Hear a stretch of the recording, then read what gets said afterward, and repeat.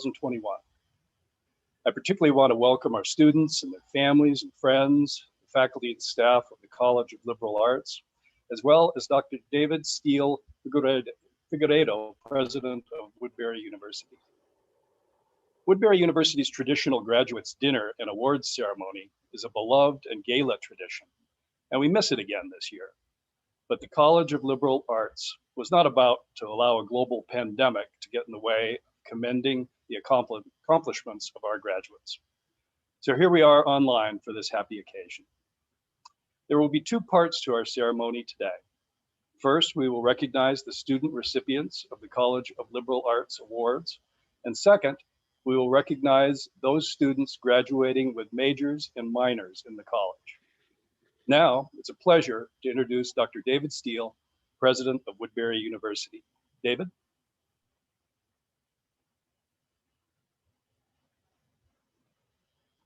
David, you're on mute. Dr. Steele? Thank you, Ruben. It really gives me a great pleasure as president to attend these sessions. But we're really gathered here today to recognize and to honor the academic and leadership accomplishments of our graduating students. The work of these students reflects the excellence of the Woodbury student body and serves as evidence of the commitment and talent of Woodbury's faculty to guide their students towards some amazing outcomes. The work of these students also deserves and serves to illustrate the impact of our staff who provide the infrastructure and support required for student success. Woodbury University may be a relatively small institution. However, our achievements are truly profound. As president, I am extremely proud of all of your accomplishments. So to our graduating students, congratulations on your academic achievement. Remember us as you dive into your careers and do great things. And thank you for choosing Woodbury University. And to our faculty and staff, thank you for your commitment to the success of our graduating students. Your nurturing and dedicated support make a huge difference in the lives of your students. Thank you again for inviting me to this session, and I look forward to the presentations. Thank you, Dr. Steele. Now I'd like to introduce Professor Mike Sonskin, participating adjunct faculty in the Department of Interdisciplinary Studies, coordinator of Woodbury's Pathways to Student Success program, and an influential poet and educator. Mike will read his poem, Traces, Places, Faces, and Graces, composed for this occasion. Mike?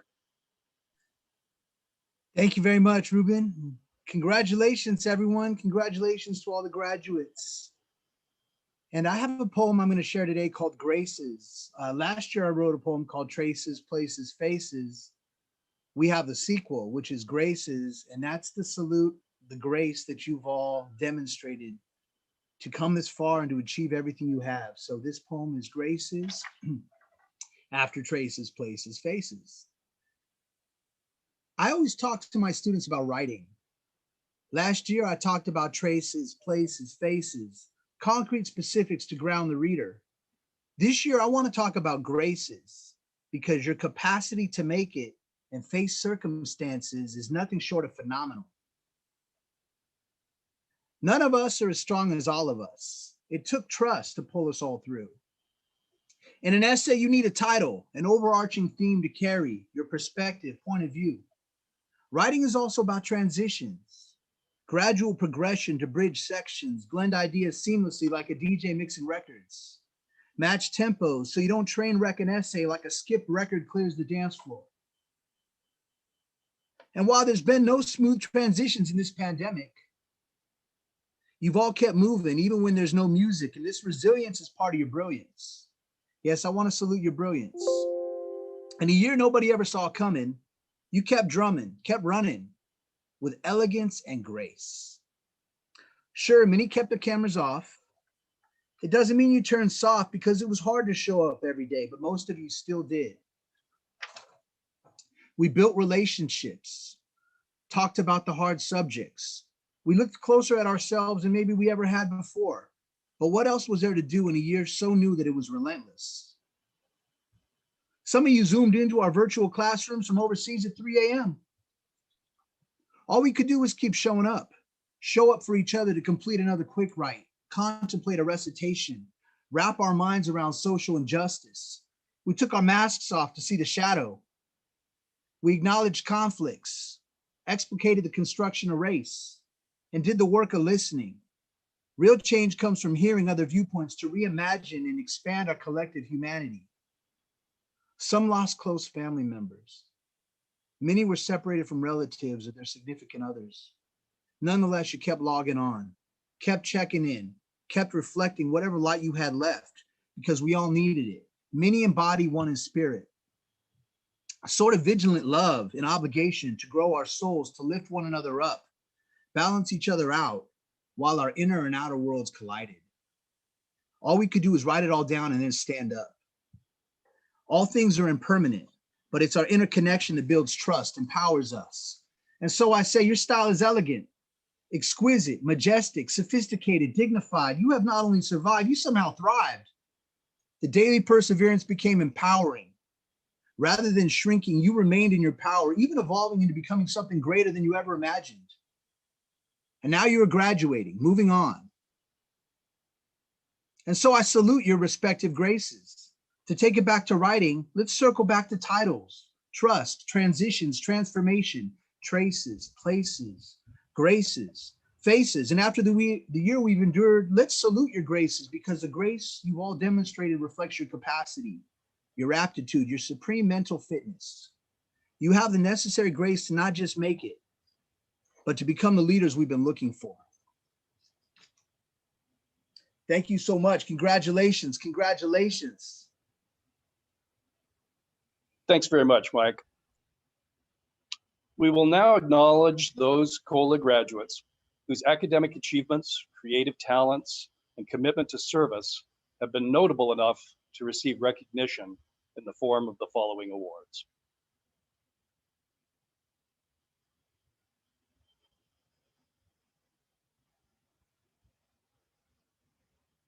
Okay, got it. So hi, everyone. For those of you who don't know me, I'm Amy Converse, and I'm the coordinator and professor of art history here at Woodbury, a department of one, in fact. And I am here today to present some awards in art history for outstanding achievement in art history, although I do see a number of other past STAR students in here, Jess, Alyssa, and Josh, who are also outstanding achievers in art history. You guys deserve this award too, but the ones specifically that I'm giving out today are to three students, Priscilla Victorino Figueroa, who is a brilliant student in my History of Contemporary Mexican Art class, who has produced an incredible interdisciplinary final project that is a photo essay and also, kind of an autobiographical documentary film about the border and about her experiences as a resident of the border. Someone who actually lives in Tijuana and commutes to San Diego every single day, getting up sometimes at 3 or 4 o'clock in the morning to do it. So an incredible essay that I will share with all of you guys soon through our social media accounts as soon as I get it to Emily. Thank you for that, Emily. And then the two other awards I have to present today are for students who actually are in the Zoom room with us, which is Elizabeth White and Ellie Poulin. And you guys are obviously both, brilliant and amazing and accomplished scholars and great art historians, but both of you also played a specific role in the two sections of contemporary art history that you were in. Is that more often than not, especially as the semester progresses, I felt like we were a class of two, you and me, and I was talking perhaps directly to both of you the entire time, and it felt as though you guys were really listening. So thank you for that. I give you guys the award for achievement in art history. It is a piece of paper, but it does come with it a lifetime of letters of recommendation. So please reach out to me. I will write you a letter of recommendation for anything at any time. Just hopefully give me a couple of days advance notice, and I will let you know as well that I usually create a master document for all of my students and I keep it in a file so I can do minor adjustments and send it out again when you need it. And that is everything that I have to say about art history. So thank you so much to everybody who took my classes and everyone who stuck with it and passed and hopefully learned something. It's really been a privilege and a delight for me to be able to be your art history professor. So thank you. Thanks, Amy. I am Dr. Will McConnell. I'm the chair of the Interdisciplinary Studies Department, and I am here to present the award for Outstanding Achievement in Interdisciplinary Studies. And this award goes to very difficult year this year to decide on this award, frankly. But this award goes to the student who shows the highest level of achievement in integrating the two disciplinary foci that comprise each student's major. And the award this year goes to Juan Silva for his project on serious mental illness, homelessness, and policy issues facing Los Angeles as we move out of the pandemic and hopefully into a better world. Juan combined not merely his two disciplinary foci, which were architecture and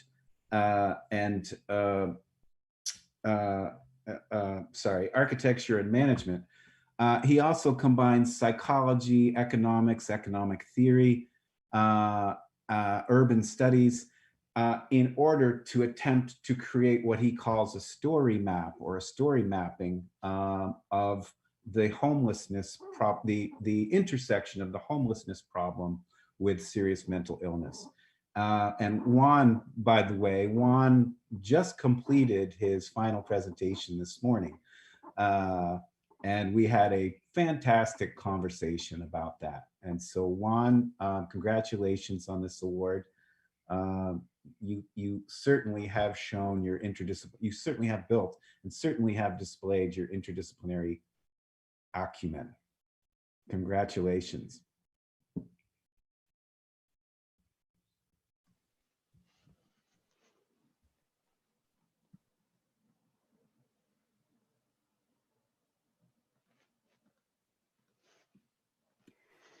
Hello, yeah, I think it's my turn. My name is Annie Chu, and I chair the Math and Science Department. I'm very grateful for this opportunity to present the Award of Outstanding Achievement in Math and Science. This award recognizes outstanding academic achievement in math and science in both depth and breadth. As the math and science classes are GE classes at Woodbury, and they are often considered challenging.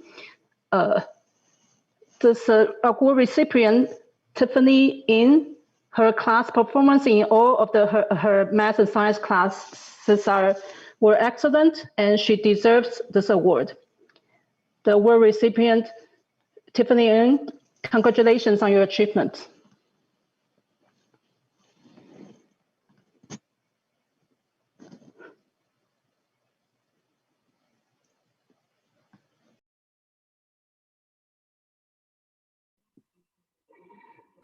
My name is Eugene Alevato. I'm an adjunct faculty, and I taught math ideas last semester. This award is on outstanding contribution in applying math to community service, recognize excellence in applying mathematical ideas and effective service to the youth opportunity movement in Watts. And this goes to Nicholas Bianco. He did an excellent job. He prepared a YouTube video to present to this community and show a lot of creativity and diverging skills. Congratulations, Nicholas. Thank you so much. Yeah, no, this was an honor. I loved the class, honestly. It was super cool, and it kind of reinstated my love for math, actually, so it was very exciting. It was a good class to finish out my college career on. Yeah. Yeah. So thank you guys very much. I appreciate that. Thank you guys. Hi, Hi, I guess I'm up next. My name is Dr. Eric Schockman, and I'm coordinator of political science, history, and public administration, public safety administration. I'm here to recognize outstanding achievement in political science. And this is to recognize two students who have the highest level of excellence in political science as a major. And those students, let's see here, a drum roll, goes to Ilona Nazarian and Nare Tavarian. So let's hear it for them. Yay, you did it. And I should parenthetically mention they're both on their way to law school. Be careful. They are out there suing people. So they will be after all of us, and I'm so proud of them. Congratulations, both of you. You've really worked hard, and it's been a pleasure. It's been an honor. It's been a rough year, but you did it, and I just can't thank you enough for getting the highest awards in political science. Thank you.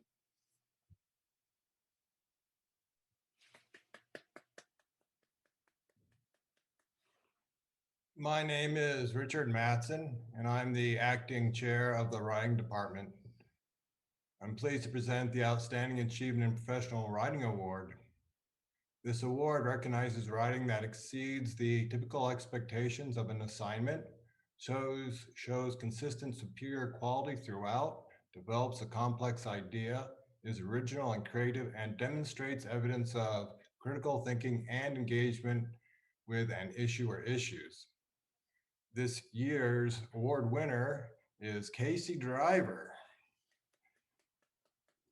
Casey Driver, his senior project was entitled Source Master. Casey completed this thesis project with Professor Mark Miller. This project was an interdisciplinary project between professional writing, audiobooks, and video games. Congratulations on your brilliant connections between disciplines, Casey.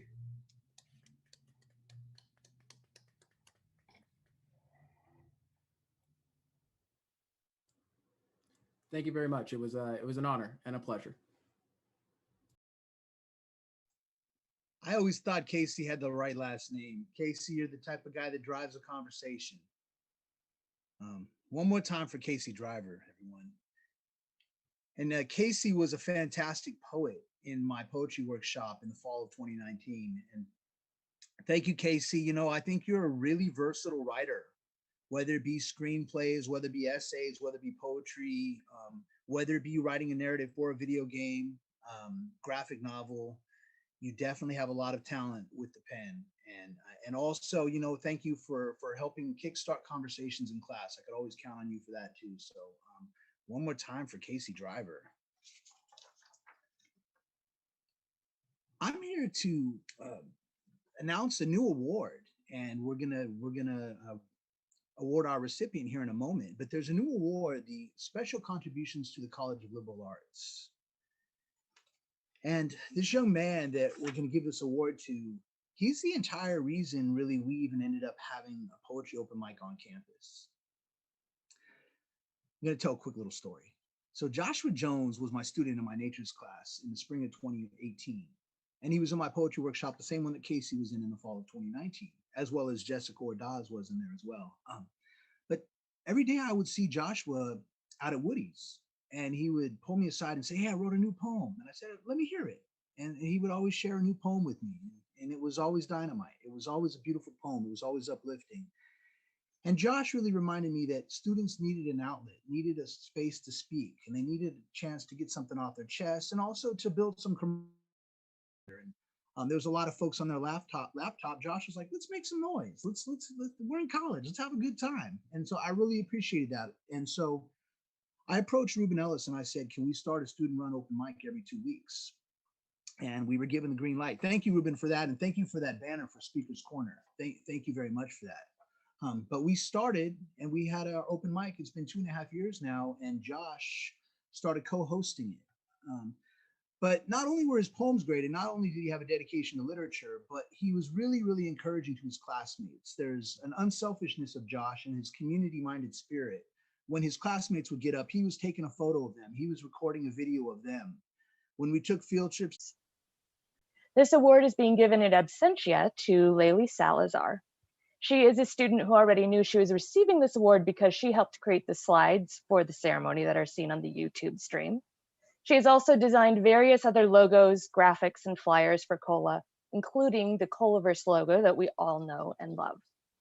Laylee is not a CoLA major or minor, but she is very much a part of the CoLA family. She has tirelessly worked on completed projects, some of which pushed her outside of her comfort zone, and done all of it with a smile. We will dearly miss her in the office, but are so excited for what lies ahead of her. Congratulations, Laylee.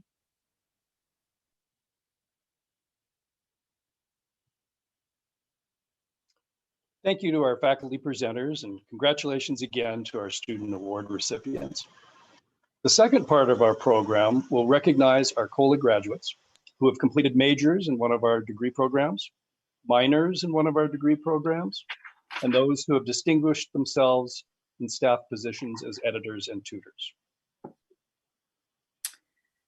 Hello, my name is Linda Dove. I'm faculty in the writing department, and I'm here to talk a little bit about the history and function of honor cords, because this is the part of the ceremony where we actually try really hard in this virtual world to bestow the honor cords on the majors and minors, editors and tutors that we're recognizing tonight. So they have all been mailed their honor cords ahead of time, and hopefully most of them, I think, in the room are wearing them. But I'm gonna talk a little bit about what they are.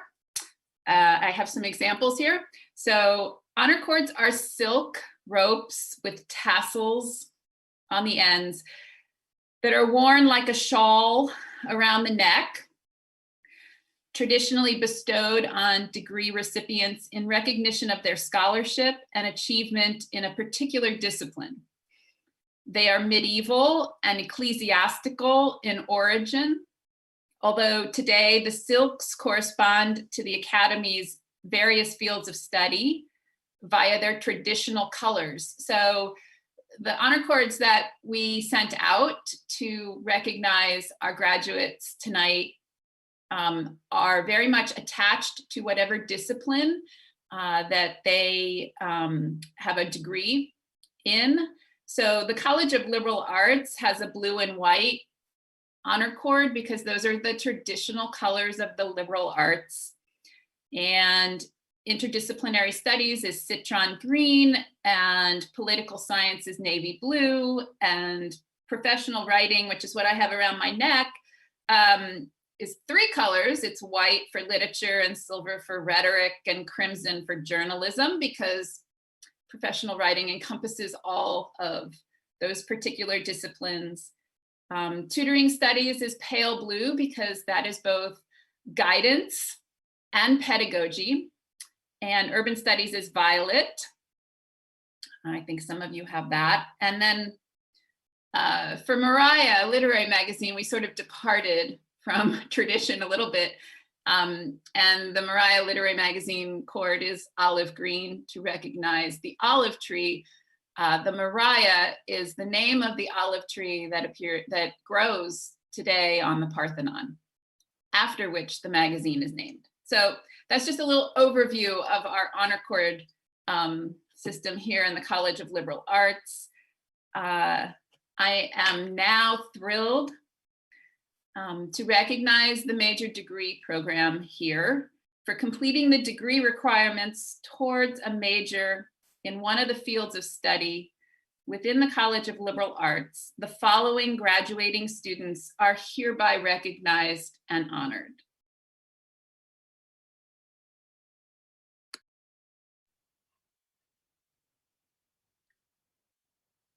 Casey Driver receives the honors cords for the College of Liberal Arts for professional writing and for serving as an editor for one semester of Mariah Literary Magazine. Casey started in the fall of 2018 after being a game major, he became a professional writing major. For me, that's pretty cool because these disciplines set him up for greater awareness in the new interdisciplinary worlds that are emerging. This intellectual stance gives him greater access to work that he really finds interesting. But unfortunately for me, I didn't meet Casey until the fall of 2021. He was in my grant writing class and I became his academic advisor. However, Professor Mark Miller met Casey in the spring of 2019. Professor Miller teaches in both the game and writing departments because he is Casey's professor, mentor, and employer. I asked him to write a few words for Casey. So Casey, here are a few of those words, and that's your surprise. So I've only met Mark Miller via email, and I don't quite know how to imitate his, vocalizations, but here we go. When a student tells a story from beginning to end, I'm happy, Mark Miller writes. But when a student tells me a great story from all the way through, that's when I sit up and take notice. Casey Driver is that someone. Casey Driver's skills as a natural-born storyteller are always on full display, whether it's reading aloud an assignment, entertaining his growing fan base on social media, or writing a full-blown novel. Casey does it all with the wisdom of someone easily twice his age. I remain consistently impressed by his command of language, his confident delivery of the material, and his natural talent. He makes everything he does look easy, which is a remarkable feat because I've seen how hard he works. I will never forget our first semester together. During one class session in particular, Casey was reading his assignment for the week as usual. When he was done, all I could do was sit at my desk in silence for a few moments, processing the fact that someone so young could conceive of something so brilliantly innovative. After my momentary silence, the words that eventually escaped my lips were, "Where did you come from?" To put it simply, I was in awe, and I still am. Casey Driver, you will accomplish great things. Of that, I have no doubt. Congratulations on graduating Lookout World. Casey Driver. Thank you. Thank you very much for reading that, Dr. Madsen. That was great. So I'm going to piggyback on that though, before you launch into your whole thing. I want other people to talk about you. So yeah, I had Casey Driver in writing 112, which, was that your first year? I think it was your first year here, Casey. And wow, you were a phenomenon in class discussion. I could always depend on you to say insightful things, bring up questions, engage your classmates. I mean, you were so good at ignoring me and talking across the room at other students, which I love, right? I mean, and my spatial sensation is that, you sat on the left, right? 4 seats down. That was your place in my room. So then I remember the day you showed up in my office, kind of surprisingly, sat down and said, I think I don't want to be a game design major anymore. I think I want to be a writing major because I love the narrative that happens in game design. That's my focus. That's what I want to do. And so we plotted and planned the way that you could become a writing major and a game design minor and work on those two disciplines together. And I'm very proud of you for, making that change and recognizing where your strengths really lie. The other thing I want to say about Casey is that he shows up. So when I asked him last year to help organize our Camp CoLA event for the community, he was right there pitching in. When I asked him this year, he was right there pitching in. And not only did he pitch in, but he became master of ceremonies. He showed up in a kind of command central, right, room, and he had a tux on. So, you know, this is really Casey in a nutshell. He shows up for you. He goes the extra mile for you. And you know what? This is, in fact, what is going to end up being your hallmark. You are going to change people and you're going to change the places where you go. So congratulations. Thank you. Thank you very much, Dr. Dove. That was, I'm not going to cry. I'm not going to cry. Not going to do it. Not right now. This is a happy celebratory moment. Yeah, no, thank you to everyone at the writing department. It has been a pleasure and it has been a fantastic experience. The College of Liberal Arts is absolutely amazing. And just like what Linda said, I actually would not be here if not for her, because of the one writing class that I took. I used to hate writing, all of it, any of it. I didn't want any part to do with it until writing 112. Dr. Dove taught me how to weave together a narrative, whether it be a creative writing paper, an academic paper, a nonfiction paper, whatever it is. She taught me how to weave a narrative, and she actually helped me find my voice, because before that, when my writing was basically ones and zeros, computer print, whatever, I wasn't able to put my thoughts into words. Not the way that I felt really conveyed my own ideas. So because of that class and because of her help, and she pulled me to the side one day, it might have been the last day of class.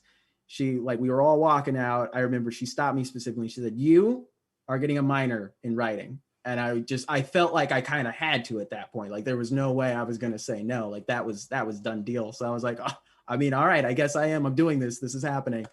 And yeah, that minor has now turned into a full-fledged major. And so, yeah, no, I just want to say thank you to Dr. Dove, and also thank you to everyone else who's helped me along the way through my journey. I very much appreciate it. And I'm not going to take any more time, and I'm also not going to cry. Thank you.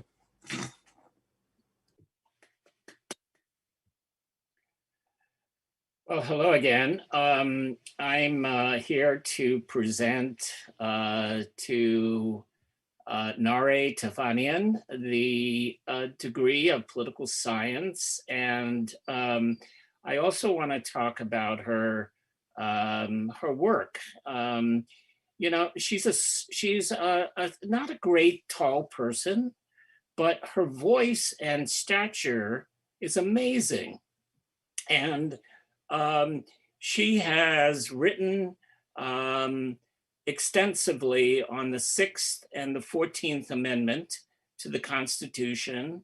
She has been worried and preoccupied with jury selection and how minorities have been excluded from jury selection. She has documented extensively the flaw in that felons who are not allowed to serve on juries in many states. And Nare has put together a strong voice for those who are oppressed, those who are underserved. And she continues to be one of the strong advocates in social justice. I am besides myself in thinking how she will be in the real world. She has also been working on grassroots activities with the Armenian American community, fundraising and activism in really making sure that Armenia is well represented in the international community. She will be attending Southwest Law School, yay! And so Nare, we give you a common virtual hug, and we wish you the best in law school. And just remember, I think as my colleague Amy Converse mentioned, that you will have a perpetual letters of recommendation when you go on to finding a law profession. I will be right behind you. I will be the wind behind your wings, and we wish you the very best. So Nare, go get them. Thank you.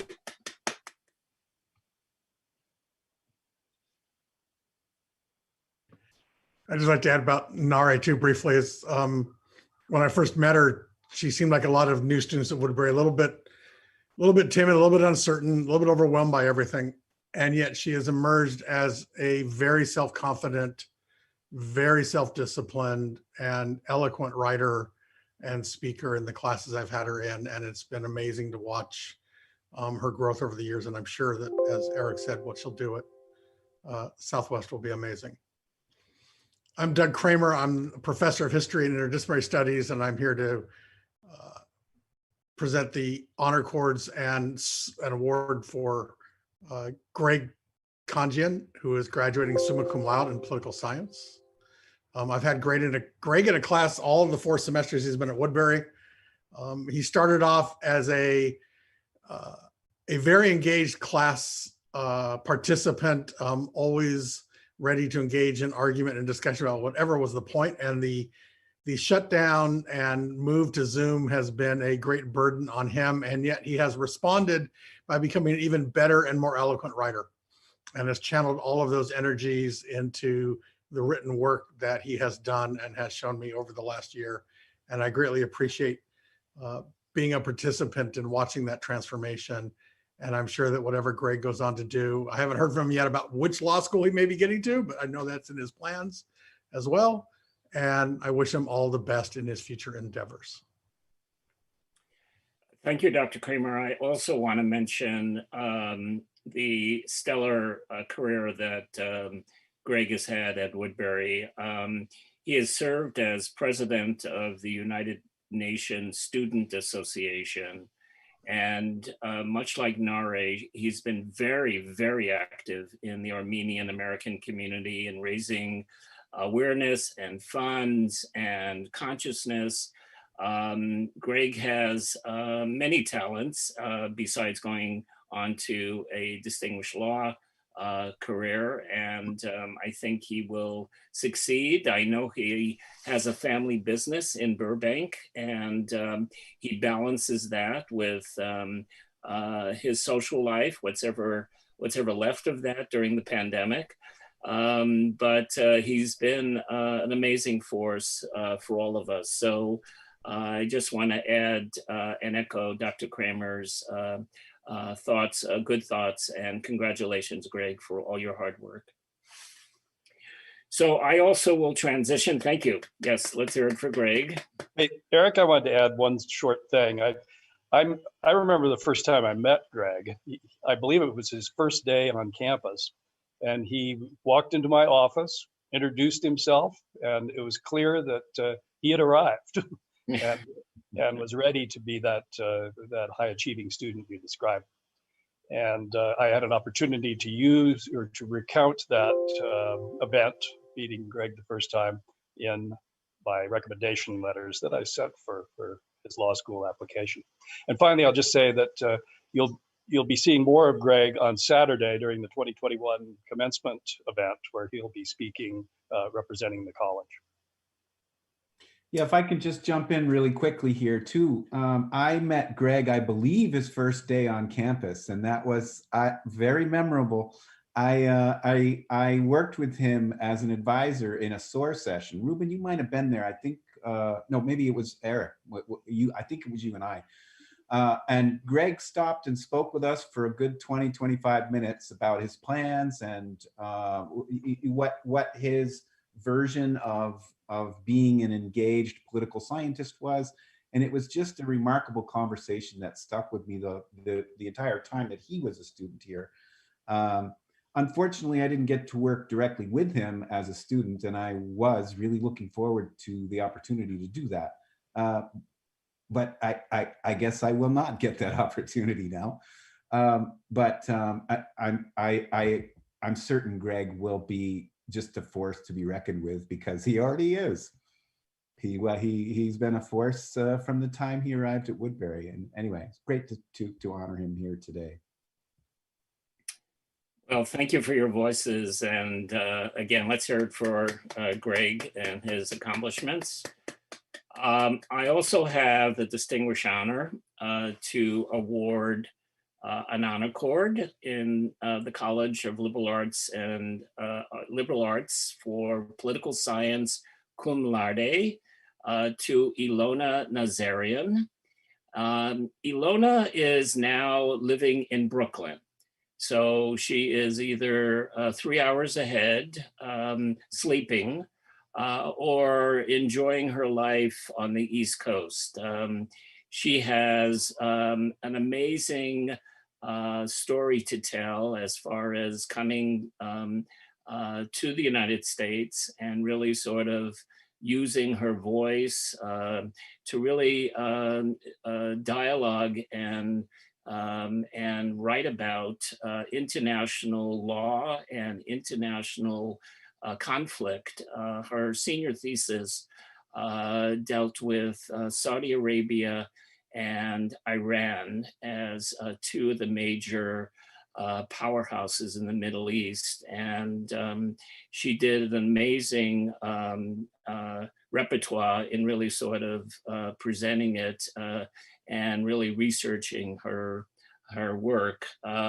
She too will be probably going on to law school. I would expect someplace on the East Coast. And again, I think she has one of the scholastic achievement that clearly gives her the level of cum laude. So congratulations, Ilona. And I know there's probably other voices who want to talk about you. So I will defer to them. Dr. Kramer? Sure, Eric. I just wanted to say that when I first met Ilona in a class, she announced herself pretty quickly as one of the brilliant students that we've had in our political science program. I mean, her energy, her intensity, her curiosity, and her abilities were evident from the very get-go. And in working with her through the years, she technically graduated back in December. Through all that, she just continued to build on that foundation. And like Eric, I'm really looking forward to seeing what she accomplishes in the years to come in her work in law and whatever else she chooses to pursue, because I'm sure she will bring to it that same confidence and that same brilliance that she brought to the work here at Woodbury.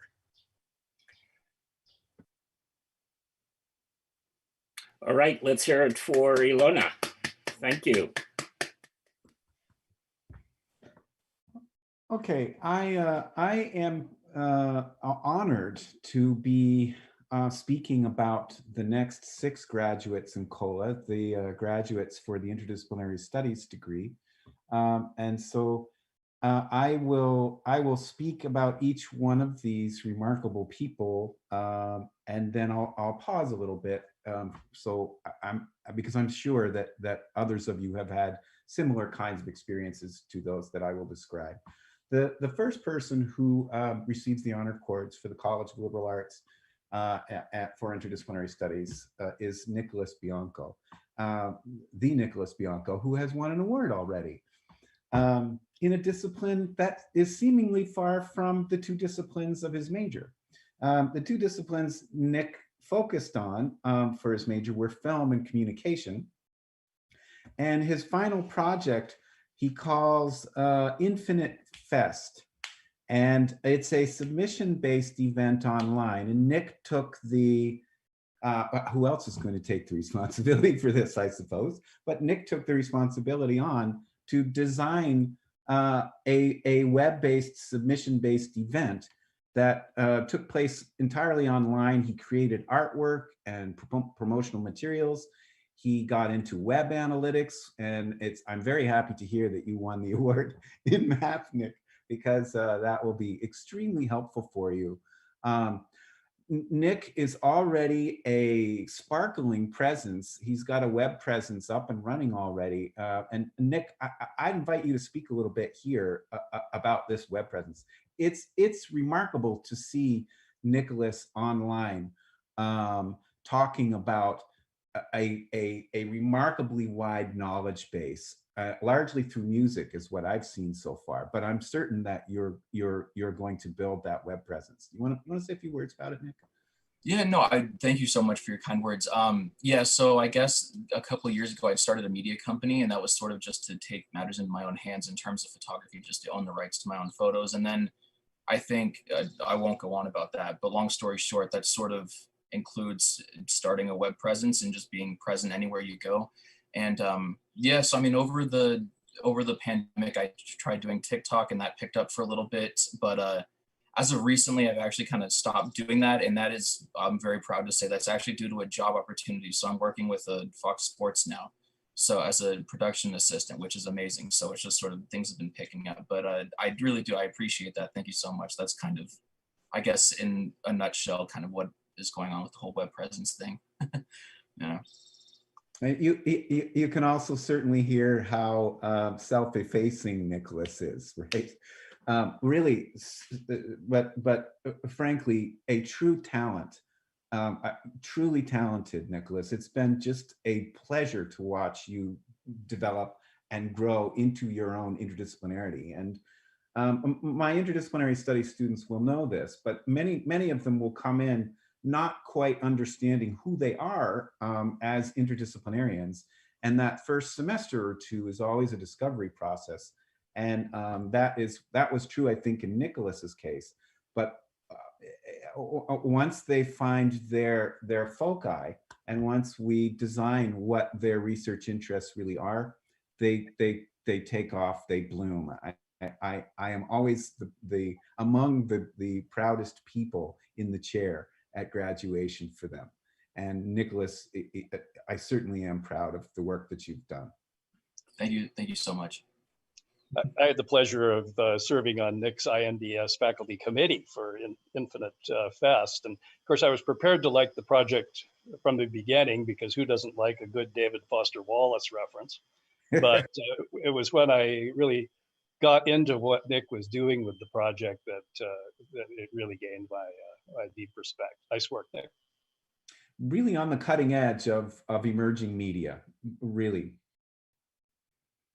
Thank you, guys. Thank you so much. Okay. In my class, Nick showed that he is able actually to learn anything by himself and to be able to communicate effectively.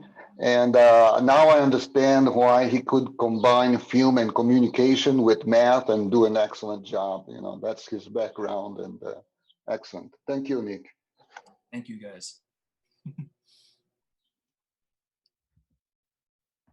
Okay, the next student who receives honor cords in the College of Liberal Arts and for his work in the interdisciplinary studies program is Joseph Carmo. Joseph Carmo is graduating magna cum laude. Joseph, unfortunately, is not here today, but I will say a few words in honor of him anyway. Joseph is one of those people who, and those of you who had the pleasure to work directly with him in a class will know this immediately. Joseph is one of those people who is there to engage. He has such a passion for building knowledge bases that are wide, that have breadth, but that also have a great deal of depth. He and I routinely would exchange multiple, pretty much class-long discussions back and forth in every class that he was in of mine. And then we would close out the class as everybody else filtered out or had a question or two for me, or for that matter, for him, because he really is that knowledgeable. He and I would get into it again and have another 20-minute conversation, and we would wind up swapping books and articles and sending each other references. And then the next class would come along and we would pick it up again. And so I'm deeply honored to be able to work with people who have that kind of drive for knowledge, that kind of curiosity. And again, I've been deeply fortunate enough as the chair of interdisciplinary studies to find myself working with people like this constantly. But Joseph Carmo really is here in this world to engage and to make the world a better place. And I'm sorry you can't meet him directly tonight, but we honor him anyway. He's completed great work in the interdisciplinary studies program, and I'll leave it there for anyone else who has worked with him and wants to make a comment or two.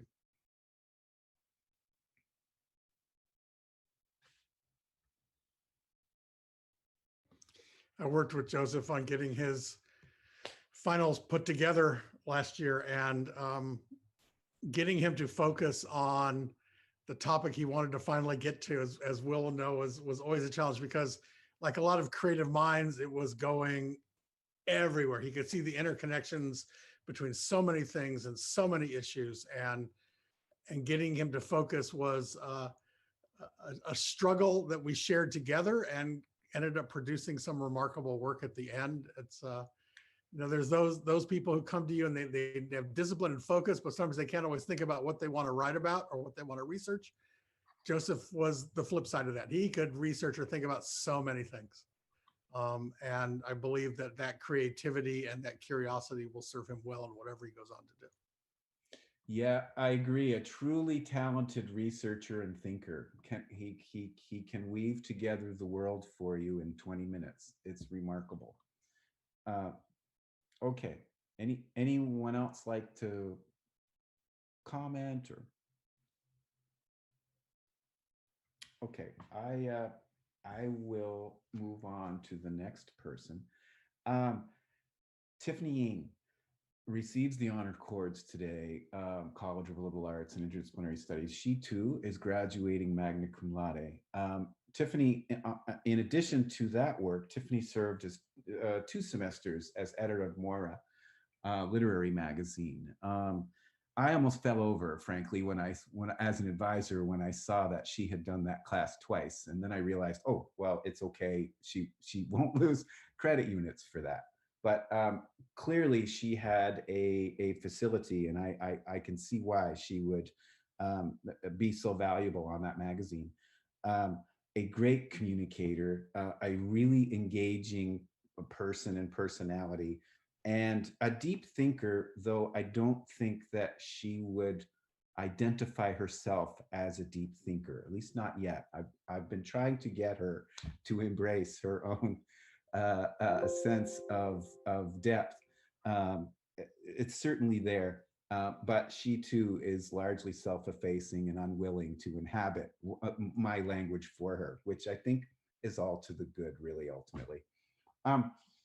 Tiffany is a student this year who really, for me, typifies some of the struggles that I'm sure many people have undergone during the pandemic. But Tiffany, I won't go into a great amount of detail here, but Tiffany had a great deal of additional elements of pandemic living to deal with this year, and I have a deep respect for her resilience in the face of those challenges. And Tiffany, I know you and I via email have talked a little bit about this, but I just wanted to give you some public recognition for the perseverance that you've shown this semester, and the high degree, the high level of work and engagement that you've shown. Tiffany's project is fascinating. Her 2 majors, in her major, she's combining film and communication, and she theorized what she's calling the main character syndrome as she produced a study, or she's in the process of producing that study. She's producing a study on influencers. What is it that makes an influencer? what is this emerging culture of being an influencer that crosses economics, data analytics, representation strategy, multiple representation strategies. Tiffany's been working on the relation between narcissism, nihilism as an unhealthy mix in versions of authenticity in the establishment of an online presence or an online brand. And so you could hear in that just brief description of her project that she too, like Nicholas, she too is working right on the cutting edge of what's emerging as that nexus of communication, business, and entertainment. And I will stop there. Tiffany, I don't know if you want to say a few words about your project. It's fascinating to me. Yeah, I've just kind of been focusing on this like new idea of like main character syndrome, which is more so like a social media phenomenon where, you know, someone feels like they are the protagonist and it's making people act in such selfish ways. And I think you can see it on TV shows too, where instead of laughing at the characters, we're now laughing with the bad characters. And it's creating this weird, like, am I bad guy, good guy kind of thing. Mm-hmm. Well, I'm just going to piggyback on your remarks, Will, about Tiffany, because I'm coming at it from the other side as the instructor of Mariah Literary Magazine. This is how I first encountered her. And so I'm sitting here sort of amazed at the idea that she won the Math and Science Award, that she's receiving a degree in film and communication. But in my class, she approached poetry with such sensitivity and such conviction that it's amazing to me that her mind works in a way that can encompass all of these disciplines at once. She made a huge impact on the magazine, on Mariah. She started Mariah on Air nearly single-handedly, which is our podcast on the Woodbury radio station. She spearheaded that effort, which, you know, is part of how I think her interdisciplinary mind helped the magazine to kind of achieve this new program for us.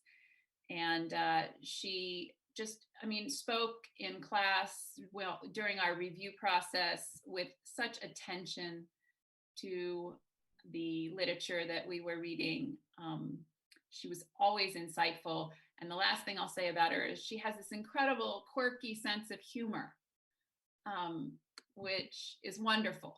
So congratulations, Tiffany. Thank you. Linda, I'm happy you mentioned that because you can see me beaming, right? I find Tiffany hilarious, and I'm Tiffany. I'm not sure that you understand how funny you actually are. Maybe you do, but hilarious. We got her in some of the open mics, but I had always wanted to get her in even more. But yeah, Tiffany, you are a great public speaker and really charismatic with humor and insight simultaneously.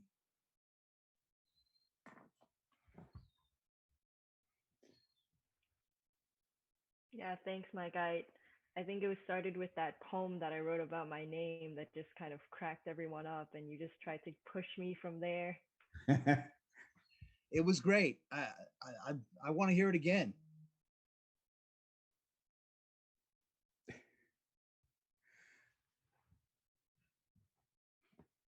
Okay, so congrats, Tiffany.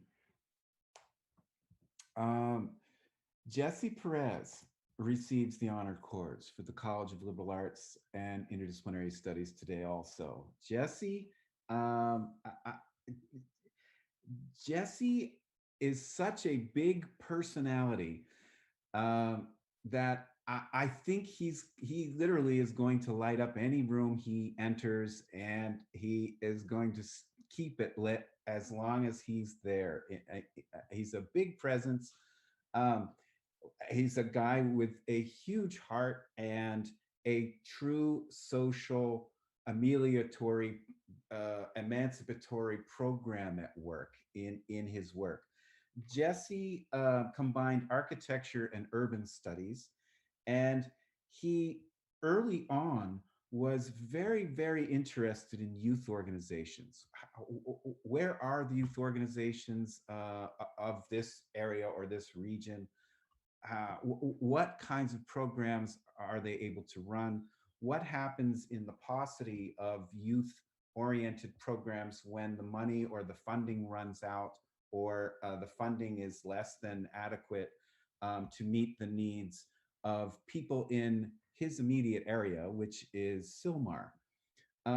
He got really interested in his own experience growing up in Sylmar, and he wanted to give back to his community. And so his project was to look at youth organizations in Los Angeles. And one of the youth organizations that he really focused in on was Father Greg's Homeboy Industries. And Jesse Perez took Homeboy Industries as a model for how to exercise care in the community from within that community. And so Jesse took what he'd learned from Homeboy Industries and applied that back to his own area in Sylmar. And one of the things that Jesse wrote in his essay for Interdisciplinary Studies 491, which is a thesis preparatory course, he quoted Father Greg and noted in the close of that research essay that Jesse himself wanted to address what Father Greg calls the lethal absence of hope. And that project, I'm certain, will stay with Jesse for the rest of his life. As he says it, sports was the way out for me, but sports isn't for everyone. And so how do we create programming that is relatively inexpensive, engaging of a wider community, but far more inclusive? And so he designed not only a sports program, but also music lessons, computer classes. And his real concern was that he figure out a way to create this program for free for the participants. A remarkable project to take on for me at an undergraduate level. And so my hat goes off to Jesse Perez for the achievements he's made in the Interdisciplinary Studies program.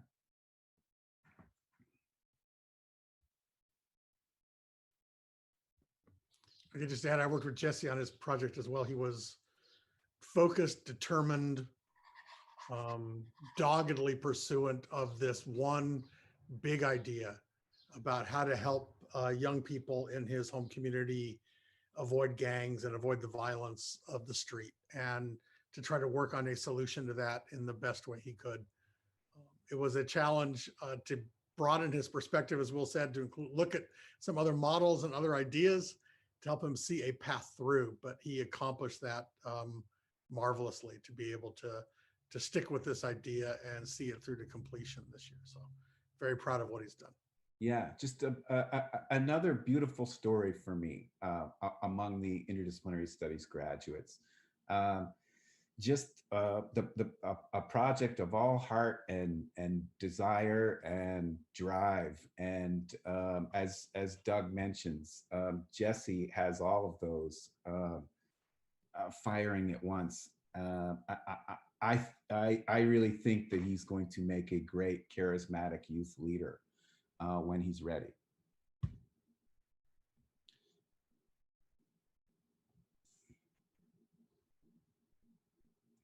Okay, the next person that we honor today, Megan Pollitt. She receives the honor cords for the College of Liberal Arts for her work in interdisciplinary studies.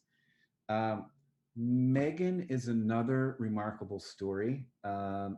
She combined game animation, and psychology in her final project. And in her final project, she took a look at the learned behavior of toxic masculinity. And her project was really not merely what's the psychology of toxic masculinity, or how does toxic masculinity impact communities, as well as individuals, as well as families. But also, as Megan put it, how do I make art out of that? Was her real driving question. And so I actually have I found it so touching and humorous as she wrote about it, that I have a quote from her from one of her projects. And she says this: in the course of creating a self-reflective document for all interdisciplinary studies students learn this methodology of self-reflection. And so in one of Megan Pollitt's self-reflection, she wrote this: how do I make art out of psychology? No one had the answer for me, because it was my own project and the culmination of my interdisciplinary journey.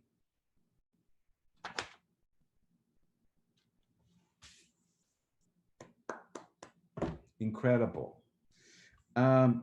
She combined, she submitted a number of what we call deliverables on this side of the deliverable fence.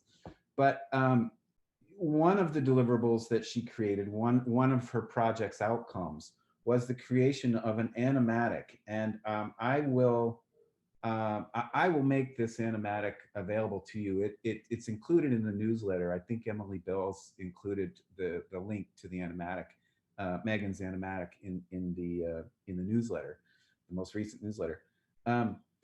But Megan completed just a remarkable animatic on toxic masculinity, with an ultimate message on the significance of community and community for individual wellness.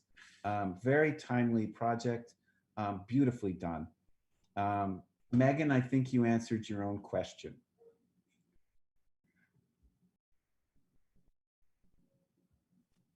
Yeah, thank you so much. That was really sweet. Yeah, I had a lot of fun doing it, and I feel so honored that I was able to have everyone here as like a professor or advisor. And I don't think I could have done any of this without you guys. It means a lot to me. Thank you so much. Thank you, Megan. Megan, we couldn't have done it without you. Oh, yeah. That's the real truth of the matter. Okay, I'll pause there for. Yeah, I'd just like to add, well, I worked with Megan through the final project a lot, and just one, the way that she took this idea of sort of childhood bullying and toxic masculinity, and then wove it into a project that spoke deeply about finding one's own identity, finding one's own nature, and having the courage to live it out despite all the social pressures to conform to so many of the toxic stereotypes that we live amidst, I thought was a brilliant stroke. And in many ways, she represents, I think, what interdisciplinary studies is all about. Somebody who he would meet at first and who's a little shy and a little uncertain and not quite trying to figure out what to do and how to do it. And yet within the environment that the program creates, find this kind of gift of being able to speak the truth that she knows, to create it in a vivid and memorable way, and to accomplish something that I think within any other sort of strict disciplinary approach, you'd never be able to do. And I think her work really is an exemplar of the kind of excellence, creativity, and thoughtfulness that our interdisciplinary program creates in people. And it was one of the great pleasures of the past year to work with Megan on this project with her. It was quite a time, and I really enjoyed the final work that she did. So thank you, Megan. Thank you. It was a pleasure to work with you. I'm so glad that you helped me through it. It was awesome. Thank you. Yeah, that certainly rings true, Megan. Yes, very shy initially. Well, you probably still are, but very shy. A a little uncertain initially, but wow, once Megan realized what the program was about and what kinds of exploration were available to her, she took off. And very, very proud of just how far you've come, Megan. You've got a remarkable story.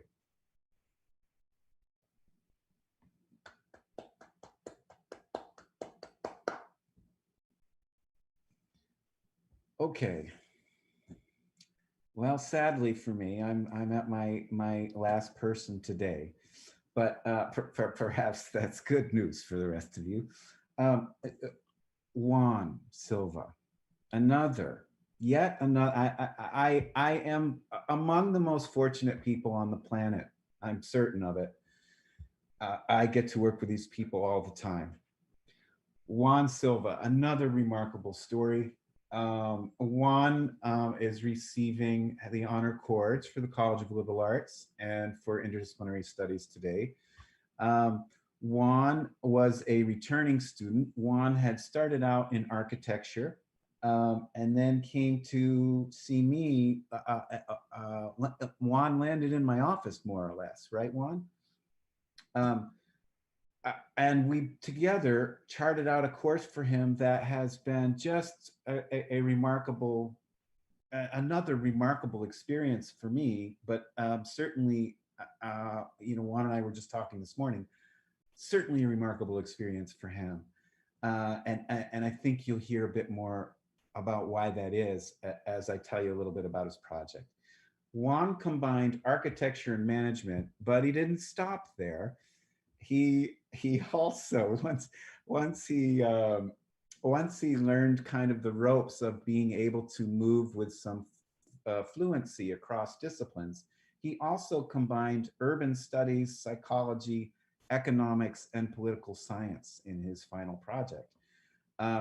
His project is about serious mental illness and the homeless, the problem of homelessness, and the invisibility or relative invisibility of that population in current policy, current deployment of resources to attempting to ameliorate the suffering that Juan sees there.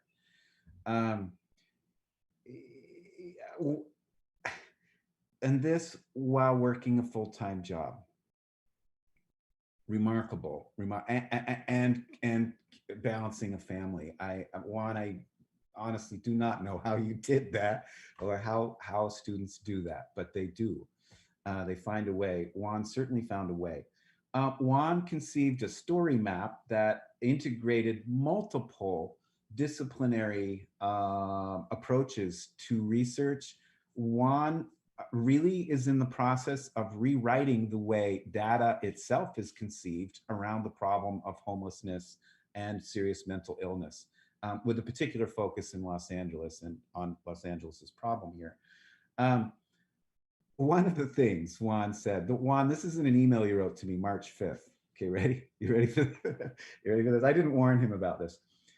A quote, "I've been squeezing every possible minute I can into this project, with nights being my best friend. I am reminded of my studio all-nighters, and there's a certain pride to know that I can still hang some." This is Juan's version, his articulation of how his degree went. But Juan, you certainly did hang some. Extremely proud of the project you've created. Juan, also I should mention, Juan is going on to Penn State to complete a master's in public administration, and he will be continuing the work there that he began in the Interdisciplinary Studies program. So again, Juan, congratulations. Thank you so much, Dr. McConnell. And as you're mentioning that you're proud to have us as your students, just hearing my fellow INDS seniors and their projects and to know that I'm standing shoulder to shoulder with them as we go on and work for social change and work for positive change. It's an incredible feeling, and very humbling to know that we are coming out of this program. Throughout the semester, I had numerous breakthroughs and really started early 2020. And so we all know what the pandemic did to us, but there was that silver lining, and the silver lining was that I got to meet you, and I got to meet all of you in the program, and the tools that I have picked up, and really I should say the tools that have been entrusted to me, is really something that will be used for continuing that transformative action and transformative process while we're out there. Thank you. Thank you, Juan. Can I jump in? I just want to applaud Juan's amazing project. I've been on his committee and watch giving him hopefully insightful policy issues to latch onto, which he took and ran. And Juan, you're just an amazing brain, and I am enthralled with your story. It's just, you've done an amazing job. Dr. McConnell helped along the way, but it was you who really succeeded in making this a reality and getting a degree. And by the way, I've already sent your Invisible Streets link to several of my colleagues in the City Council, because I think they need to see the data that you've produced about the seriously mentally ill in their districts. And I think it will have great policy implications for helping the city of Los Angeles and the county of Los Angeles ultimately gain a handle on what we all see in front of us. And that's the real shame that is a reflection of who we are for not really addressing and taking these people off the streets. So congratulations, keep in touch. Dr. McConnell will write all the letters you need on behalf of all of us. And no, seriously, you're just a great brain, and it was just an honor to be in the committee. So thank you, Will, for letting me in, and Juan, good luck in your career. Yeah, those are the interdisciplinary studies students who receive honor cords today. Just by way of closing, you can hear the diversity in their projects. They certainly keep those of us, me as chair, perhaps in particular, very, very busy. But it's such a remarkable way to be able to work with you all. I'm deeply honored. I have always been, I hope I have always communicated that clearly to you all. I'm deeply honored and deeply humbled by your work ethic, your resolve, the creativity, and the analytic ability with which you've jumped into understanding who you are as interdisciplinarians. And I thank you very much for all of your work and all of your belief in me, the other instructors in the program, and the program itself. I deeply appreciate it.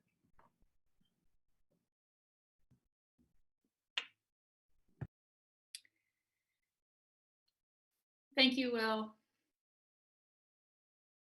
And now I have the pleasure of introducing the minor degree program in the College of Liberal Arts. For completing the degree requirements towards a minor in one of the fields of study within the College of Liberal Arts, the following graduating students are hereby recognized and honored. So I have the first student in my care, Rebecca Kamamoto, who I don't think is here tonight. She's in Hawaii. And so probably there's a time difference issue. But I'll say just a few brief words about Becca in case she watches this later on YouTube. Becca receives the honor cords for the College of Liberal Arts for professional writing and for serving as an editor for one semester on Mariah Literary Magazine. I had Becca her very first semester at Woodbury in my Writing 112 class. And here's what I remember. Every single day, I would walk in and I would start unpacking my stuff at the front of the room.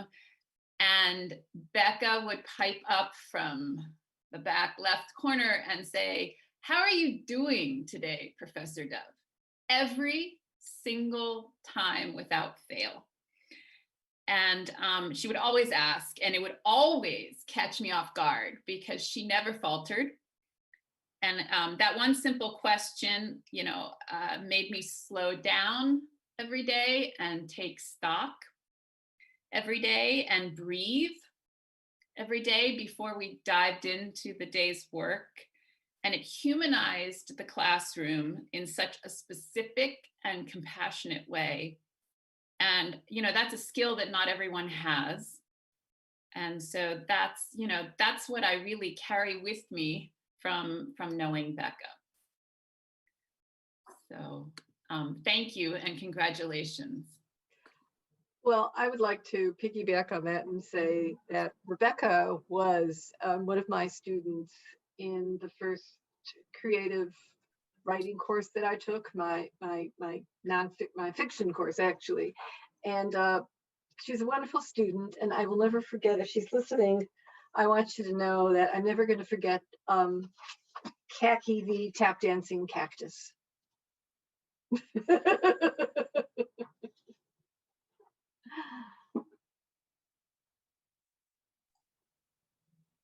Yeah, I have to say the same thing about Rebecca. Becca was, she wrote an incredible essay in my class on Paulo Freire's Banking Concept of Education. And she wrote about how she found her own voice as a writer and wrote just the most phenomenal articulate essay that was 7 or 8 pages. And I think it was supposed to be 3 or 4 pages, but hers was about twice as long as it needed to be. But it was combined with her own life experience and theoretical framework, and just great writer, but very gracious too. Towards the end of this semester, when 3/4 of the students had their screens off, she always had her screen on, and she did that metaphorical, "Hey, how you doing, Professor Songson? What's happening?" And when there was a lull in the conversation and we needed some students to bring some energy, she always brought the energy and had a thoughtful, intelligent comment or something that moved the discussion along. So absolutely. Becca, I hope you watch us on YouTube, and we appreciate you. I'm going to segue into also honoring, giving one of the minor degree program writers for a young man named Antonio Mariano, affectionately known by many of us that know him better as Van. And let me tell you just a little bit about Van.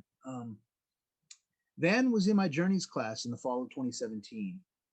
And within the first few weeks, he was already telling me about narratives that he wanted to write for animation and video games. And he had a lot of different ideas, a lot of different story ideas. And I so happened to have an extra copy of Ayn Rand's Guide to Writing Fiction. And so I passed it to him. But also within the Journeys class, we do a lot of writing. I have students do a lot of writing about their own journeys and their own lives. And so throughout some different times throughout the class, through journaling and different assignments, I gave Van an opportunity to write about some of his narratives or just start some of his storyboards and start fleshing out his ideas. And he really, really took to it and did a lot of great writing. And sometimes he'd ask me about how to construct a narrative and different ideas. And I said, you know what, just begin and let's begin. And we gave some space and we did it. And I was always impressed by his dedication and his earnestness. And a few times here and there, Van would even sit with Josh and I out at Woody's over at the tables too. So Van is a creative force. I'm expecting great things from this young man, and it is my honor to present. Thank you. It's my honor to present you honor cords, Van. So Antonio Mariano, everyone. Thank you. Thank you guys very much. And I'd like to, before you speak, Van, I'd like to say that you indeed were also in my fiction writing class this semester, and I was very impressed with the work that you produced. You're one of these students who really takes in feedback and criticism seriously. And you take it in and you consider it carefully, and you craft a story with that in the back of your mind, but still keeping the story your own. And you were always a very willing participant in our class discussions. When there were crickets in the room, I could always depend on you to keep the conversation flowing. So I do appreciate you for that. Also, your stories were, the stuff you wrote was edgy and strange, and I like that. So yay. Congratulations. Thank you guys very much. It was an honor to be students under your guys' classes. I feel like with your help, I've really developed a lot as a story writer and just how to craft stories in general. It was really fun. Thank you, Van. Congratulations. Thanks. Thank you for awarding these. I know I wasn't even going to get them.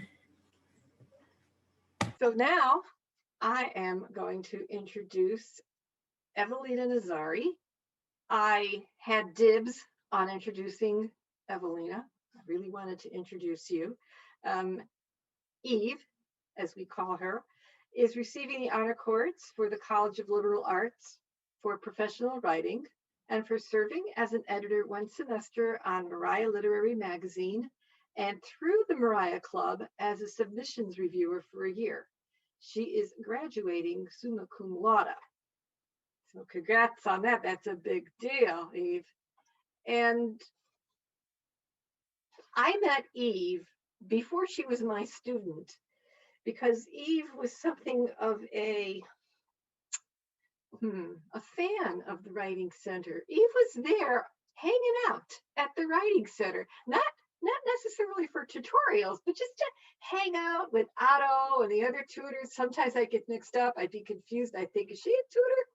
In fact, I asked her to be a tutor, but she was too busy to be a tutor, which is fine because, that's why she's summa cum laude, right? And I wanted to introduce her because I really enjoyed the playfulness of her stories. She is a game design major, but you can kind of tell that she's got that sort of young adult narrative sensibility. Her stories are whimsical, but they're also very heartfelt. And I like to say that whether she is writing about scary dogs, collecting ribbons at anime conventions, attempted kidnappings, pediatric boxing matches, or the supernatural world of Armenian coffee, her stories also have wonderful surprises in store. And I'm very sure that her combined talents as a game designer and storyteller will carry her far after graduation. Yay, Evelina. Any other remarks? Yeah, well, Evie, I was one of the people wrestling Laurel for the pleasure of introducing you. I lost, but here I'm piggybacking now. So, I mean, you were an incredible editor on Mariah, one of the best we've ever had. And I commend you for that talent, but also for being absolutely steady all the time, so dependable. Just, I mean, that presence in the room kind of defined you. And I am unbelievably appreciative for your contributions to the magazine. So thank you.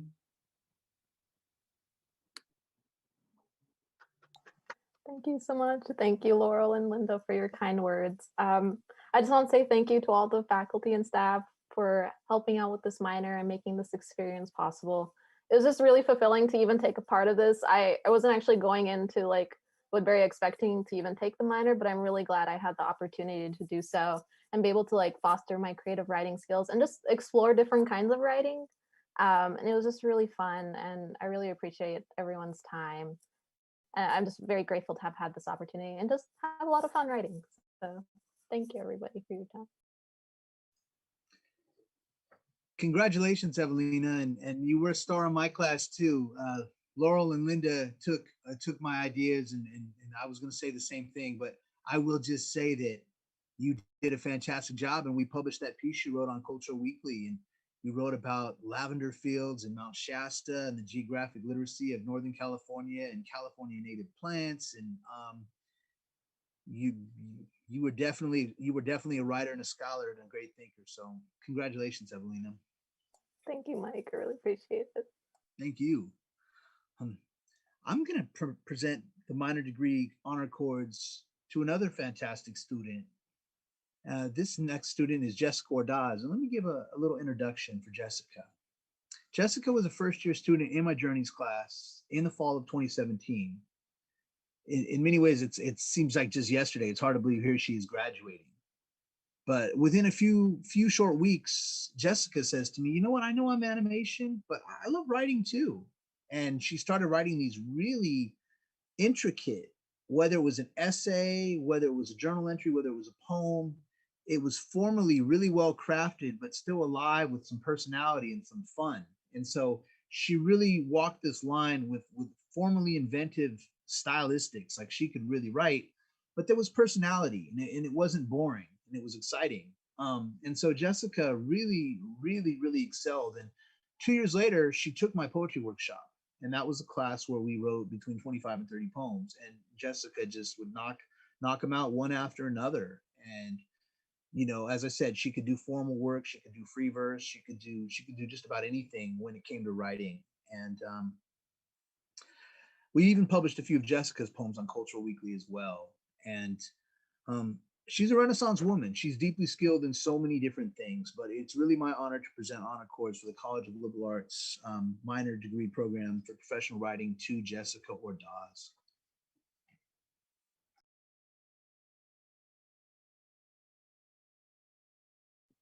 And I want to mention that Jessica's graduating cum laude as well.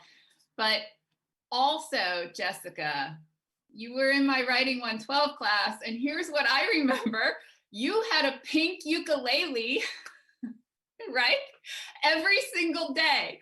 And so, you know, I mentioned like Becca asking me every single day how I was doing. And then on the other side of the room, Jessica was playing her pink ukulele to welcome us to class every single day.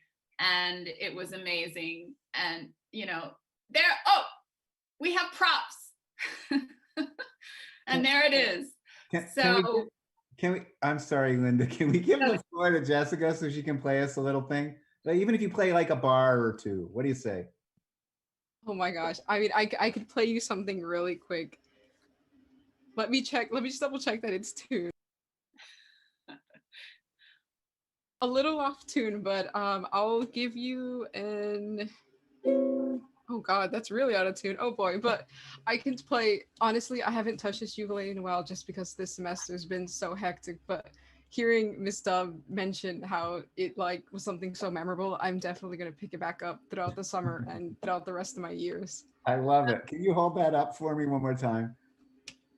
It just, you know, it helped to set the tone in the classroom, and it was, again, such a humanizing effect in the room. And so, Jessica, I thank you. I congratulate you. It was a wonderful opportunity for me to be your professor. 100%, Jessica, 100%. Yes, and Jessica, I'll always remember your story about the beasts that feed off nightmares. Good job. Thank you so much. Deciding to take part of the writing department was definitely one of the best decisions I've made throughout this whole 4-year journey at Woodbury University. And I'm so glad to be here and to hear these kind words from all of you. So now I have the great privilege of introducing Alyssa Priyaprisa, and I'm probably going to cry for the second time today. I met Alyssa her first semester at Woodbury, And it was remarkable because she showed up in my writing 112 class, right? Back right corner, and wrote one of the most amazing research papers that I've ever gotten in 112 on bleaching of coral reefs. So I remember your writing. But she signed up for Mariah the same semester. So first semester, first year, she's in a 400 level class. She's in Mariah. And it was startling because I didn't expect to get any first year students. That was the very first semester that we ran Mariah. I didn't expect to have any first year students, and there she was. And it made me a little nervous, I have to say, but you know, it's Alyssa. And so she absolutely jumped into a class that was made up of mostly upper class students, and she was not intimidated. She more than held her own in that context. She jumped into the fray of reviews with her insight and, dare I say, wisdom. And, you know, over the course of several semesters, she took Mariah 3 times. Don't ask me how that happened. It's another story. She became the very essence and ethos of the magazine. And she rose to become its editor-in-chief. And she is the last of the founding editors to graduate. Her contributions to the magazine have become a legacy and a gift to the university. Alyssa, I know you will go far and do good things. I actually just looked at Instagram, and your advisor has even weighed in. I don't know if you've even seen it yet, but Elizabeth Dela Cruz says, I am proud of Alyssa. It's such a huge understatement to say that. It has been such an honor to be your admissions counselor and to see you grow and thrive. I cannot wait to see what you do next. So, you know, your impact on this place is well noted. And so it is an unbelievable honor to me to have known you as your professor and to have you as a student. So thank you. Thank you so much, Professor Dev. Professor Dev's the only reason that I even, you know, took up the minor. I even took Mariah, not even knowing what Mariah was, because I think I just trusted Professor Dev so much. And then I was there and I was in it and I took it 3 times, and my writing has just been so amazing at Woodbury, and Professor Dev really like cultivated a space for me to really explore what I wanted to write about, how I could write, and really create a voice for myself. And I'm really, really thankful that I somehow got into Woodbury and got into your class, because it really just set me up for the 4 years at Woodbury. And I've enjoyed your work too, Alyssa. Your creative nonfiction was just wonderful, very, very heartfelt and honest and beautifully written. Thank you. And I know Alyssa has to go and work in like 5 minutes. And so I'm going to let her go unless anyone else wants to jump in. I also have the honor of presenting Kaylin Reinhardt, who receives the honor cords for the College of Liberal Arts and for professional writing. And Kaylin was one of my students in Writing 112 as well, who was wonderful, and she excelled in that class. But I actually asked, Kaylin, I asked your professor of digital composition, Professor Nowak, to write a few words about you because it's an upper level class, and he really wanted to. He reached out to me and asked if he could write this. And so I'm gonna read what he wrote for you because he couldn't be here today. Kaylin was a pleasure to have in class, and through her digital compositions, I got to read some of her fiction, a horror piece that was engaging and appropriately creepy. But what really stood out for me from the class was the podcast that she made, which I can't stop talking about to people who ask me, how's your class going? She made a pitch perfect Pokemon fan podcast that was tightly produced, informative, and above all, funny.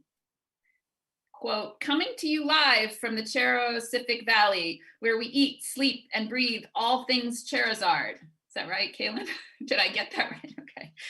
This is something that she could actually expand into an ongoing, publicly available podcast if she wanted to, and shows her talents in writing and content creation. I'm sure that Kaylin will be successful in the future. So thank you. Thank you. That's so sweet.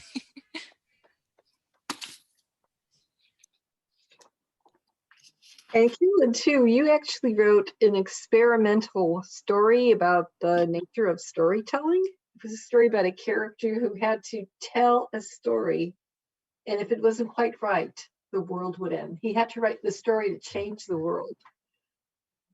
To save the world, sorry. Well, I guess you'd have to change it to save it, but yeah, that's good work.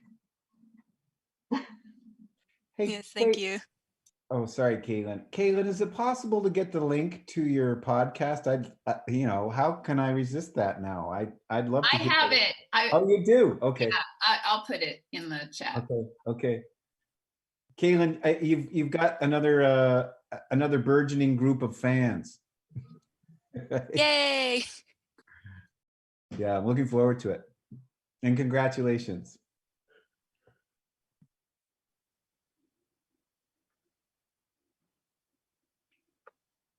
I think it's my turn now. Yes. Hi, everyone. Congrats to all our graduates. I'm Dr. Emily Bills, and I was the coordinator of the Urban Studies program. I recently sort of passed that baton on to Will.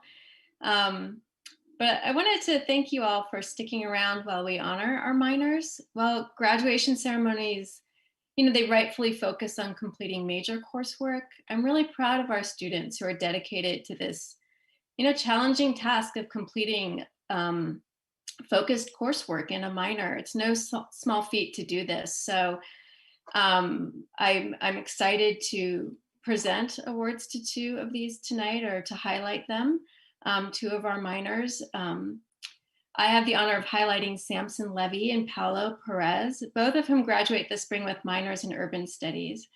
Paola was actually here earlier. We were chatting in the chat box. She had to return to work, and Samson couldn't make it, but I sent these words to them, and I communicated my congrats to them.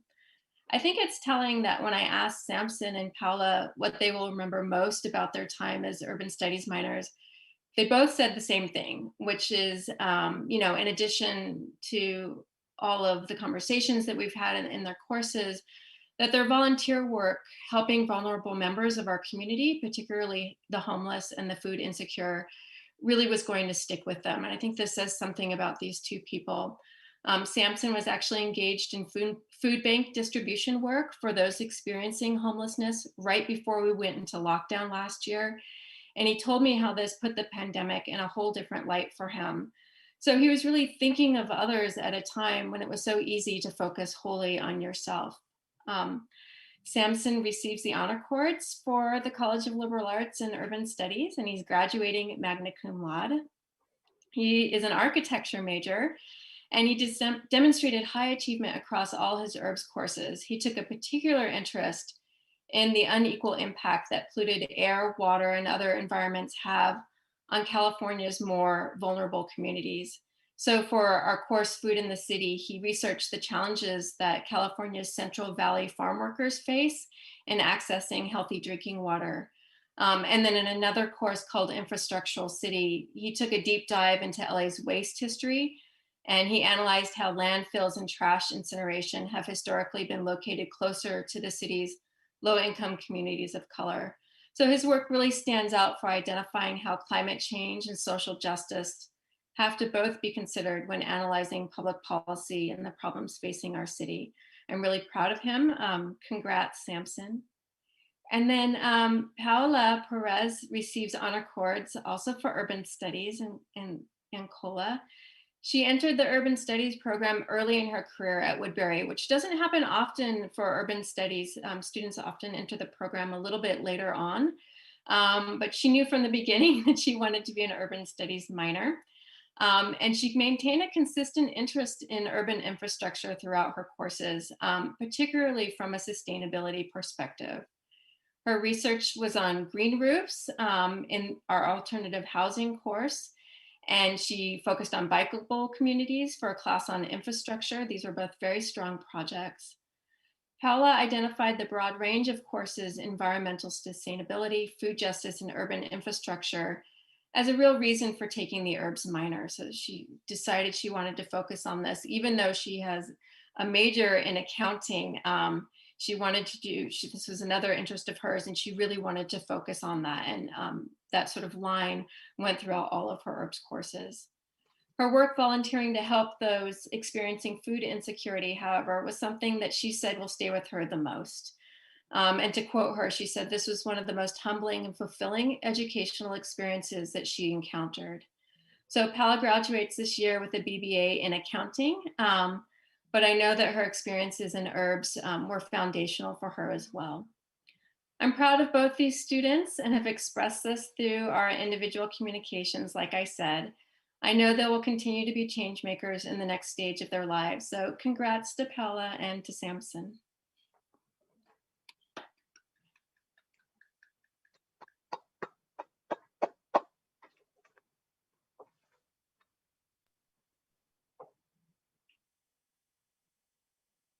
Okay, so I have the pleasure then of introducing the Mariah Literary Magazine designated graduates. These are students who did not fulfill degrees in CoLA, but they participated as editors as, you know, part of Mariah. And so they received honor cords for Mariah from us, and Alexis Ash is here. Hello. And actually she served for 2 semesters last fall and this spring, this year. And, you know, it was surprising to me. She's a fashion marketing major. She's a dancer, extraordinary dancer, beautiful, unbelievably beautiful dancer. And it's surprising because she joined late both semesters to the editorial board, and I was a little nervous last fall. And this spring, Wendy contacted me to make sure it was okay, Wendy Bendoni. And it's been such an incredible pleasure to have Alexis on the team because she retains the memory of every single piece that we reviewed all semester in her head. She knows them by name. She knows the authors. I don't know how she does it. I've never experienced that with any other editor. It's kind of amazing. And then she told me just this week that she wants to do a dance piece to a poem that we publish and produce it, you know, as a kind of piece of programming for Mariah. And so she's incredibly creative as well. Absolutely dependable part of our team. And so thank you, Alexis. The rest of the students who were part of Mariah who are graduating this year are not here, but I'll read their names. Amy Goddard, Jason Lee, David Newell, Andy Pena, and Devin Ward are all graduating this year, and they were all invaluable members of the Mariah team, and I thank them.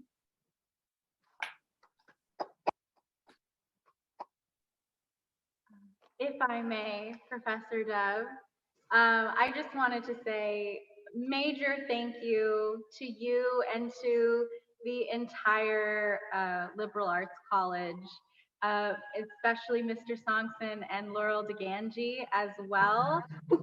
I'm a fashion marketing major. I've only taken one class with all of you except for Professor Dove, who I took Mariah 2 semesters with. And all of your classes were experiences that boldly marked my whole education at Woodbury University. I haven't forgotten any of you. I know if anytime I would see you on campus, I would think, oh, that's Mr. Songson. I loved his class. Or, oh, that's Laurel DeGangi. She's amazing. And unfortunately, I never got to see Professor Dove on campus, but one day I will, and I'm just gonna think, oh, Mariah, what an experience it was. That's true. We've never met in person, Alexis. And the entire, just, I'm so grateful for every instance where I've gotten to talk to all of you and even the other students who are involved in the liberal arts college, strangely enough, are also people who I'm always going to remember as part of my experience at Woodbury University. So thank you so much for providing such an exceptional space for creativity. And now I'm gonna cry and I have to go to work too, so I'm gonna go. But thank you so much to all of you. Thank you, Professor Dove, for all of your amazing work. I can't wait to see what Mariah does in the future. I love the echo effect because you're in the dance studio, right? I have to go teach a class right now. And thank you, Ashley. I wasn't expecting that. Thank you. Thank you very much. Also, Professor DeGanchi, I love that you still call me Ashley. My name is Lex.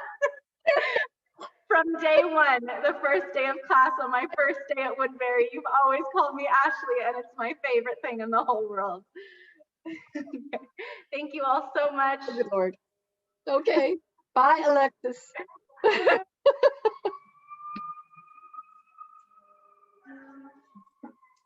Congratulations, Alexis. You're fantastic, and your versatility. You are definitely a Renaissance artist. And congratulations and thank you. I always loved your writing.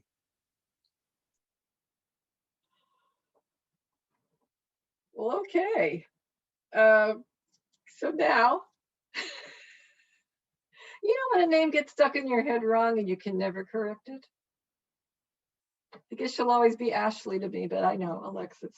So, all right, I'm going to introduce the following graduating students who are receiving the honor cord for serving as peer tutors in either the Writing Center or the Math, Science, and Subject Tutoring Center. 3 of them aren't here, so I'll make those 3 quick, but we really have to focus on Ellie because Ellie is special. So Patrick Castro was a Writing Center tutor. He is graduating cum laude. He is earning his bachelor's in architecture.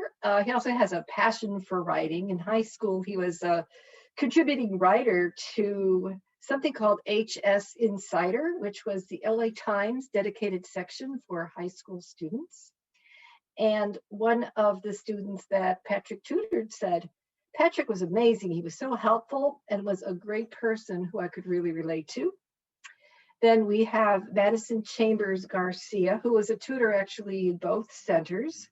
She is or has graduated in fall 2020 magna cum laude. She's currently a marketing enthusiast. Oh, her BA was in business administration. When I hired her, she already had a few years of professional experience in marketing under her belt. And that expertise really showed. And she helped me because she was an older student and had this experience. She helped me promote our tutoring services and shared all sorts of really great ideas with me. Then there's Maddie Ramirez. She is graduating with a degree in architecture. Over the years, she's helped students not only in math courses, but also computer programs such as Rhino, Revit, and Grasshopper. One student that Maddie tutored said, Maddie was very helpful and patient even when I struggled. She enjoys painting, drawing, and volunteering with the High Desert Mutual Aid Group, which supports homeless populations. And in fact, during the pandemic, Maddie was sewing masks to distribute to the homeless populations and to people in her community. And now we have Ellie Poulin. Now, I first met Ellie in my Written 112 course. And I still remember walking in the classroom and she was sitting in the front to my right, and she had this big feminist water bottle, which I hope she still has. And immediately I knew that she was a writer. You know, her academic essays had pizzazz that sounded like journalism or creative nonfiction. And she had brought something to class, and I encouraged her to come to one of our readings in the library courtyard and read her work. publicly, and she was really nervous. Like, come on, Ellie, you got to do it. And she finally did. And I was so proud of her. I even did a little video, like, because I was proud, you know. Anywho, Ellie is graduating with her BA in graphic design. She's also a published poet. I was thrilled when I did ask her if she wanted to be a tutor that she agreed that she wanted to take the job. And then, you know, she's just made such awesome contributions to the Writing Center. She designed both our websites. I mean, I'm keeping them up as best I can, but she was the first one who figured out how to do it. And she also has created most of the graphic design posters for the Writing Center and the Math Center, the better ones. She did. And I don't know what I could have done without her, really. I mean, she's a force. She's gonna be something. And of course, she's graduating. I hope I remember to say this, summa cum laude. So congratulations, Ellie. You're awesome. Ellie, I'm seeing Ellie writing some works like Silent Spring from Rachel Carson and Rebecca Solnit. Ellie's got a pen. Ellie's got a really heavy pen, and she can write and she can research, and she'll read a book and next week have an essay for you. Ellie can, yeah. I echo Laurel with Ellie for sure. Oh, and also she's the unofficial gardener of the South Hall Courtyard. Thank you both. First of all, I didn't know I was graduating summa cum laude until about 30 seconds ago, so that's great. And I'm feeling more emotional than I thought I would, but thank you, Laurel, for being with me for the last 4 years. I really loved being a tutor. I'm sorry that I had to stop last semester because things got too hectic, but I really loved my job. I loved helping students. And I think that you put together a great friend group in the Writing Center. The Writing Center is also where I met my boyfriend. We're now living together. So it's been a surprisingly big part of my life the last 4 years. And thank you, Mike, for letting me write things the way that I wanted to, and giving me prompts that I appreciated and was able to really get my teeth into and write something beautiful that I loved. So I really appreciate both of your support, and yeah, thank you so much for everything that you've done.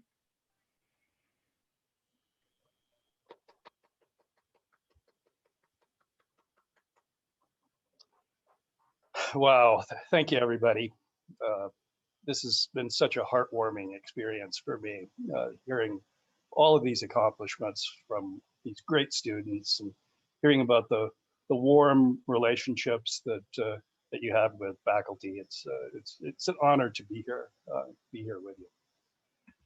I have a few thoughts I'd like to leave you with today. I know we're at the tail end of a long, meaningful program, but if you'd bear with me, I'd appreciate it. And before we do that, I just wanted to acknowledge a few people who've been instrumental in making today's event what it was. Linda Dove, Rachel Farnsworth, Emily Bills, and Lisa Cooper of the college, Brandon Muse of Information Technology, who did all the hard work behind the scenes for today, and Rebecca Albrecht of Marketing. Thanks to all of you. Students, you've come far and you're going farther still.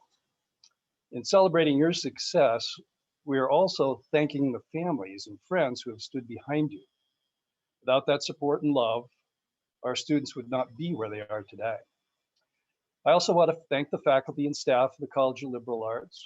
Your commitment to excellence and the love of knowledge shows in our graduates and will always be part of their legacy and also part of yours. I also want to acknowledge Dr. Martin Tippins of the math department, who will be retiring after this semester. Thank you for your many years of service to the university, Marty. We're going to miss you a lot. So Mike told us about traces, places, faces, and graces. For you students, resilience, creativity, style, determination have been part and parcel of those graces. Today we celebrate those attributes in you. You're already leaving vivid marks on the world that you sculpt and shape. And we live in a world that requires that transformation, as we all know, that cries out for positive change, creative solutions, and for social and environmental justice. Transformation can sometimes be as much about undoing as doing. In her 2019 book, Erosion, Essays of Undoing, Terry Tempest Williams writes this: in geologic time, transformation can be slow and corrosive, or quick. It may be cataclysmic, or it may happen incrementally over time. Deep change requires both. Your creative intelligence and strength have the capacity to erode away the challenges that lie ahead. As Williams puts it, weathering agents are among us. Wind does wear down stone. I believe she's talking about you graduates. You are a fresh wind for the future. And I wish you well on your journey of transformation. Thank you for what you've done here with us. Now, Dr. Douglas Kramer will close our ceremony with a benediction. Doug? Thank you, Ruben. Many of us will have heard this prayer before. It's often been attributed to Francis of Assisi, but actually it was written by an anonymous writer in the early 20th century in French. And on the eve of the First World War, it expressed an intimate and passionate desire for peace. In a 21st century world that is still torn by disease and war, conflict and vengeance, we can once again dedicate ourselves to its call for peace and reconciliation. Make us instruments of peace. Where there is hatred, let us bring love. Where there is injury, pardon. Where there is division, unity. Where there is deception, truth. Where there is doubt, trust. Where there is despair, hope. Where there is darkness, light. Where there is sadness, joy.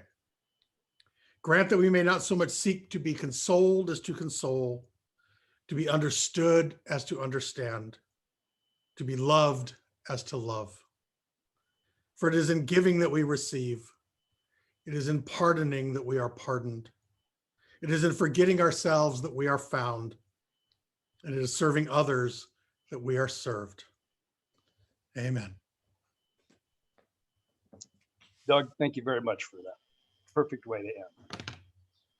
Now, graduates, Woodbury University joins you in celebrating your wonderful success.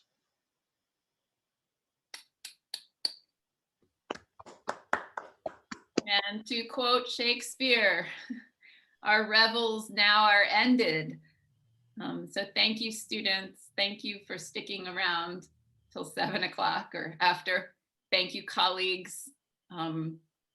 Thank you all for your brilliance, your perseverance, what Mike called earlier tonight, your vigilant love. And I hope you all have a good summer. So, good night. Thank you. Congratulations to you all.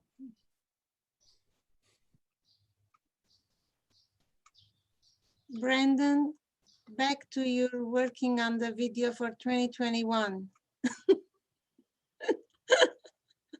Poor Brandon, he was up until